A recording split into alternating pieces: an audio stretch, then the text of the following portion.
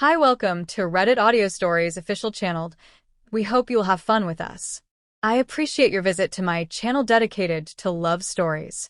I encourage you to subscribe and give it a thumbs up as it serves as great motivation for me to create new content. Enjoy watching. I hate it when he answers my question with a question without hesitation. She does it every fucking time, no matter what the question or the answer. She answers my question with a question.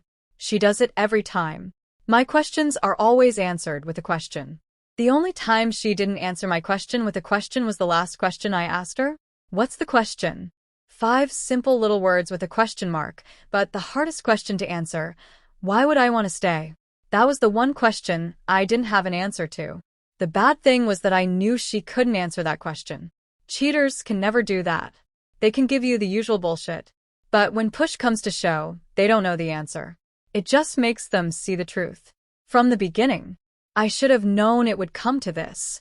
My marriage was doomed from the beginning. I should have listened to my father and followed the rules.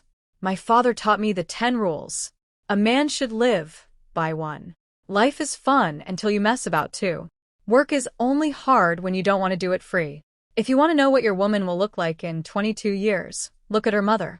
For it takes a strong woman to be a good mother. 5 friends are heavy, but true brothers are forever. 6 never give your wife all your money. 7 an unfaithful woman is worth half whatever the judge says. 8 appearances fade, but beauty lasts forever. 9 if something looks like a duck walks and waddled like a duck, it is a duck. 10 there are no bitches worth dying or going to jail for, so always plan, figure out the best way, could even leave no footprints. My father always spoke loud enough for my mother to hear him. Son, she will leave with what she came into this marriage with, and nothing more.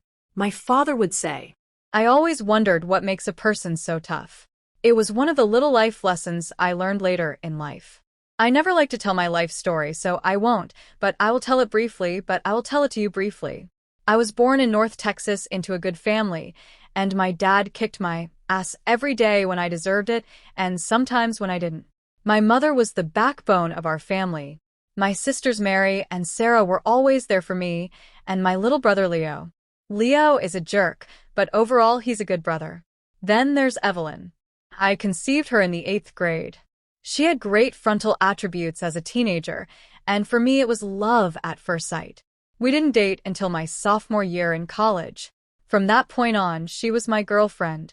For those of you wondering why it took us so long to be a couple, ask her father. This man was like the old Kirinan, the classic dog. If a male came within 3 feet of his daughter, he would bark like a Dan hound. It took him 3 years to let me sit on his porch and another year to call her. And then it always sounded like he was eavesdropping on the phone before she could ask if I could ask her out. The father would yell. No, so believe me when I tell you that I was very, very surprised when I asked him for permission to marry Evelyn. He said, "Yes, son, you can." The bastard just called me son for me. Married life was great. Our honeymoon was amazing. I was 24 years old at the time. Life with Evelyn was anything but boring for the next few years. Life was hard but good. We worked, played, made love, and had kids. In fact, 3 children. John, Mary, and William are little angels. It wasn't until our 24th year of marriage that everything exploded. The only thing that kept me from leaving the country was the kids. 2 of the 3 children were out of the house, and the 3rd was on his way out. John was at the University of Florida. Mary was at UCLA in Knoxville, and William had just graduated from high school and was headed to Gainesville. But being a male child, he had to have a lot of fun. On his last night at home, William acted like a jerk and tried to drive home drunk. He hit a pole and ended up in the hospital. He was in critical condition. Evelyn and I rushed him to the hospital.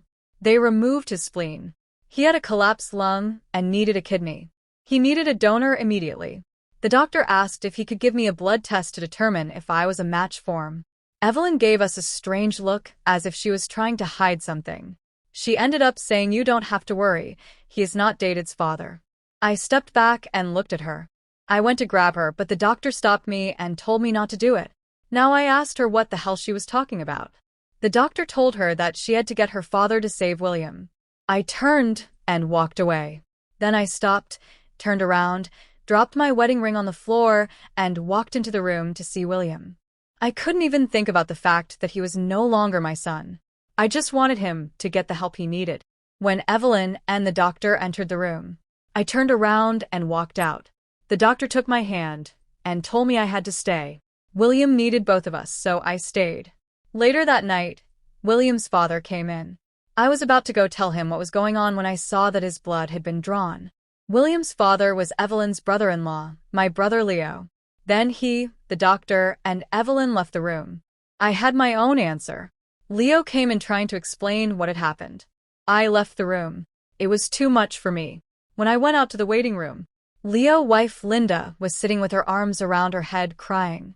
I didn't know if it was because of William or because of what she had found out about Leo and Evelyn. Hi, welcome to Reddit Audio Stories official channel. We hope you'll have fun with us. I appreciate your visit to my channel dedicated to love stories. I encourage you to subscribe and give it a thumbs up as it serves as great motivation for me to create new content. Enjoy watching. I hate it when he answers my question with a question without hesitation. She does it every fucking time, no matter what the question or the answer. She answers my question with a question. She does it every time. My questions are always answered with a question. The only time she didn't answer my question with a question was the last question I asked her. What's the question? 5 simple little words with a question mark, but the hardest question to answer. Why would I want to stay? That was the one question I didn't have an answer to. The bad thing was that I knew she couldn't answer that question. Cheaters can never do that. They can give you the usual bullshit. But when push comes to shove, they don't know the answer. It just makes them see the truth. From the beginning, I should have known it would come to this. My marriage was doomed from the beginning. I should have listened to my father and followed the rules. My father taught me the 10 rules. A man should live by 1. Life is fun until you mess about 2. Work is only hard when you don't want to do it free. If you want to know what your woman will look like in 22 years, look at her mother. She's been sleeping with my brother, for God knows how long, but we've known for at least 18 years because William is her son. And what am I supposed to do with Leo? I can't call him my brother anymore. What kind of brother is he who has his brother's wife and lets him raise the kids? But since you're a doctor, maybe you can give me something for that. Maybe you can get me some glasses to detect walking girls. Do you have a pill after the affair? Get this cheating girl and my brother out of my life?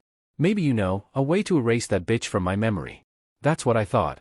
So leave me alone and try to fix William. You can't help my marriage or my life. Doc shook his head, turned around and went back to William's room. I approached Linda and asked her what Leo had told her. She told me that my free children were his children. Leo said that Evelyn had told him that I was sterile. That was news to me, and how was I to know? I was only in the hospital for one reason and I was 10 years old at the time. Something was going on and I needed to find answers. It was 11:31 the next morning before the doctor told us that William was going to be okay. Leo kidney was a perfect match. I was heading for the exit when Evelyn and the doctor ran up to me just as the door was closing. Evelyn went to grab me. When the doctor stopped her, Evelyn asked me where I was going. What about our son William? That was funny. I thought our son. I turned and walked away. I got home around 2:31 in the afternoon. After a brief stop at Home Depot to buy a couple of sets of locks, I changed the locks on the house. Then I started packing Evelyn's clothes. I had 4 bags packed before I got the first call. It was her father wanting to come over and talk before I did something stupid. Some people like what I asked him to do. What reason do I have to do something stupid? I asked sarcastically, and before he could say it a word, I threw the thumb away.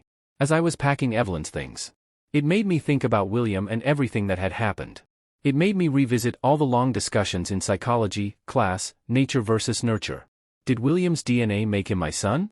Of course, in my heart he was mine from the first moments of his life, from his first steps, from the moment he first picked up a soccer ball, his first fight, his first date, his first s, talking to him about the birds and the bees. All those things made him my son, didn't they? But when he really needed his father, the truth was I wasn't there. I wasn't me when he needed blood and kidneys, both of which I would have gladly given him. I could not at the times when he really needed it. I could only sit helplessly by because Evelyn turned out to be a cheat and a slut. The moment the doctor said he needed a kidney, he was no longer my son. My last name would continue, but what would happen to my branch of the family tree? There would be no William Smith branch. Of course, there were 7 offspring in the Leo branch. the 4 children he had with Linda, and the 3 children with Evelyn. That made Leo the stud of the family. I had to stop thinking for a while because I was taking a vacation.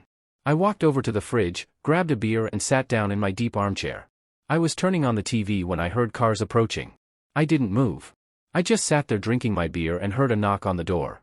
It sounded like there were 4 or 5 people. They had been knocking on the door for about 10 minutes. When Evelyn came in, I think it was my dad telling her to open the door with her key. I bet they were surprised when her key didn't work. When I finished my beer, I grabbed my gun from the table, walked over and opened the door. I asked my father what they wanted. My father asked me why I had a gun. I told him it was to keep uninvited guests away. I asked them again what they wanted. My father was the company representative. He asked if they could come in and talk to me. I told them, sure, as long as Leo and Evelyn weren't with them. Evelyn was sitting on the porch crying while Leo was about to show me what kind of man he was. That was until she heard me push back the slide on my Desert Eagle. I think that was the moment they realized it wasn't going to go the way they thought it would. So for the next 2 hours they were chattering away. Everyone knew except Linda and me. I couldn't believe that these people were my relatives. My father, the man who taught me how to deal with my unfaithful wife, now wanted me to live with her. Strange how being a grandfather can cloud your thinking, son. She did what she had to do, said my father. She gave you the family you wanted. You need to calm down and realize how Evelyn felt. I didn't do that and I wasn't going to try to do that. I'm done. Screw them all. I will never understand how a woman wanting to have a child can be a reason to go and get laid to achieve her goal. Is there any difference for a man who wants to have a child with his wife only to find out she can't have it for him? Ops. I forgot that only women are allowed to cheat under these guidelines. It seems only another woman can understand what it's like to not be able to give birth. I think men don't want families who don't want to see their baby grow and their partner's one. They don't experience the joy of caring for their loved one, their life partner during that time. I guess I'm not a man. Then with all the bullshit they were spouting, that was nothing but bullshit about how I have to think about the kids and how to keep the family together. They were spouting all this crap at me about how women can't faint if they can't have kids and how women are emotional beings and need to keep her creating. Then they hit me with this blessing from above. She's a fucking cheater, a whore, and she gave my brother kids. If it's a blessing, I need to change my beliefs. I said, turns out. My mother told her I couldn't have children because I had yellow fevered when I was 10 years old. The children arrived as Evelyn called them, even though there was no one there because I threw them out. When they arrived, I was explaining to them what had happened. I did not hide anything from them. Mary didn't believe it. She called and made an appointment for a DAA test. Then she was going to see Evelyn. John said it didn't matter because I was her father, but he agreed to Mary's plan because he needed to know. The next day we all went to the hospital, checked on William and then had blood drawn for the test. After that, Mary went to visit Evelyn while John and I took care of William for a few hours and then went back to the house. On the 3rd day we received a call from the hospital with the results. It turned out that only Mary was mine. There were so many blank shots that John got angry and left because it meant that Evelyn had been cheating on us since the 2nd year of our marriage. It wasn't even 2 years later and she was pregnant by John. 18 months later I filed for divorce. The same day the results came back. I gave my lawyer the DA test results. I didn't want 50-50. I wanted everything.